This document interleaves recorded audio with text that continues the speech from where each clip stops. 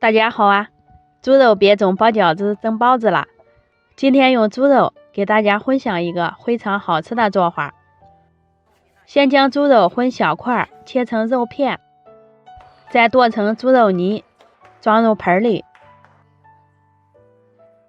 在里面打入一个鸡蛋，倒入准备好的姜末，放一把葱花，先把肉馅搅拌均匀。加鸡蛋能使肉馅更好的抱团。接下来开始调味，在里面加入盐，1勺十三香，1勺白胡椒粉，2勺生抽，1勺老抽上色，1勺蚝油提鲜，再淋入一些小磨香油，最后加入1勺玉米淀粉，朝一个方向搅打上劲儿。这里加淀粉起到粘合的作用，也能增加肉馅的口感，吃着筋道。一直搅拌到肉馅有拉丝状，摔打肉馅变得有弹性，这个状态就可以了。接下来准备一张豆腐皮，摊开铺平整，在上面放上适量的肉馅，用铲子把肉馅均匀的铺平铺均匀。肉馅的厚度需要摊得薄厚一致，卷的时候才不会空心儿。最后从底部给它卷起来，尽量卷得紧实一些，收口处压在下面就行了。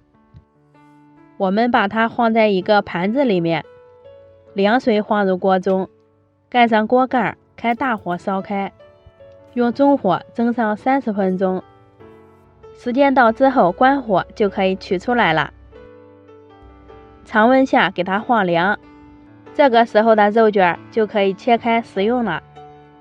再给大家分享一个方法，在锅里铺上一张锡纸，上面放一把茶叶，半碗白糖，拿一个铁篦放上面，把蒸好的肉卷放进去，将盖子盖上，开大火烧上2分钟。看到里面有浓浓的白烟时，把火关掉，停上1分钟就可以打开锅盖了。用茶叶熏过的肉卷，存放的时间久，口感会更好一些，金黄金黄的，太有食欲了。取出来放凉，切成厚片，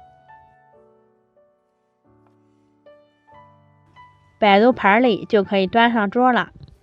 里面是一层一层的，满满的都是肉馅，吃起来特别的鲜嫩。豆皮经过蒸和熏，吃着筋道，做法也很新颖，可以蘸上喜欢吃的料汁，香辣解馋不油腻。喜欢的朋友可以先收藏起来，过年时给家人露一手。谢谢你的观看，我是娟子，咱们下期见。